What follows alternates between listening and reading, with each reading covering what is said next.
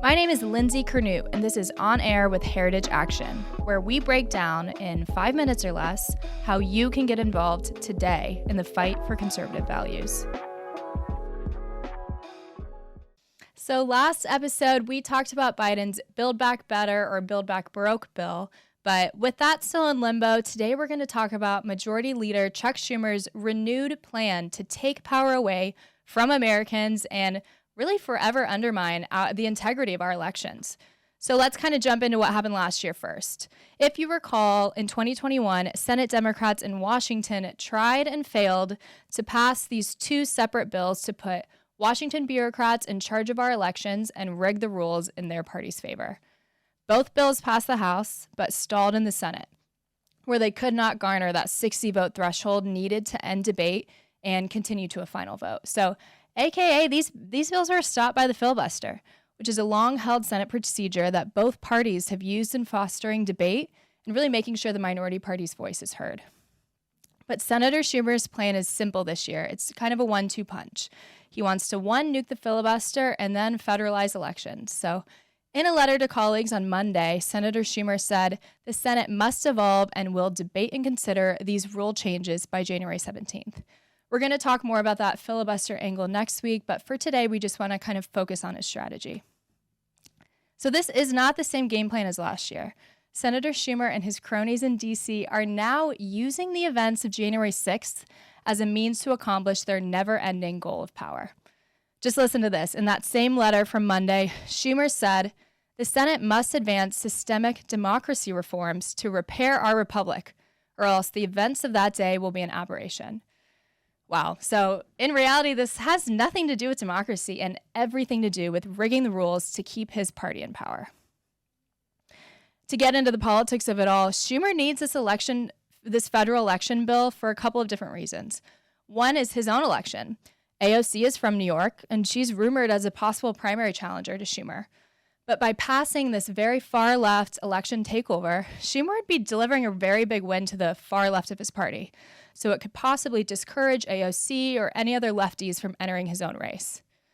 And then the other reason is we're hearing kind of rumors around the halls of Congress that other Democrat senators are actually walking up to Schumer and saying, "Hey, we have to pass this federal election takeover or else I'm not going to be able to win my own election." They're telling him literally they cannot win re-election unless the rules are completely rewritten in their favor. And that's really no surprise. You and I both know Democrats are preparing for a red wave this November. Biden's disapproval rating is tanking, and dozens of House Democrats really aren't even running for a re-election now. Democrats actually think nuking the filibuster and passing that bill to rig election laws is the only way that they can win future elections. So how would these election laws favor Democrats? Let's get into the bills here.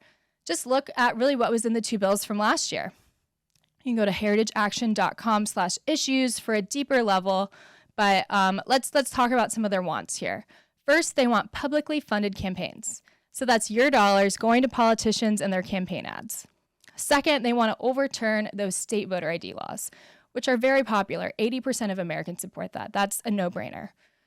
Regardless, they also want to automatically register ineligible voters. They want to turn the Federal Election Commission into a partisan organization with majority party control. And lastly, they want to give unelected bureaucrats in Washington the authority over state election laws. So with a strike of the pen, voter ID could be gone in Georgia or Texas or anywhere.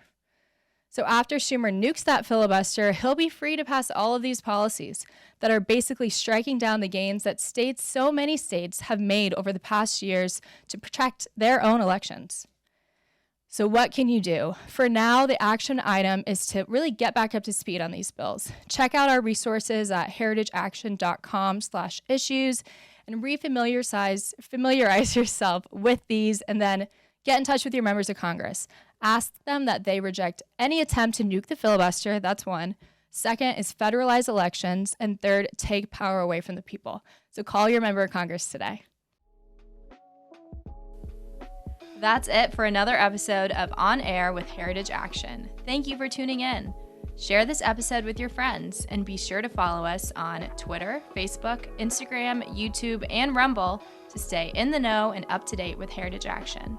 And one last thing, if you'd like to get updates on the podcast sent straight to your phone, text podcast to 51776.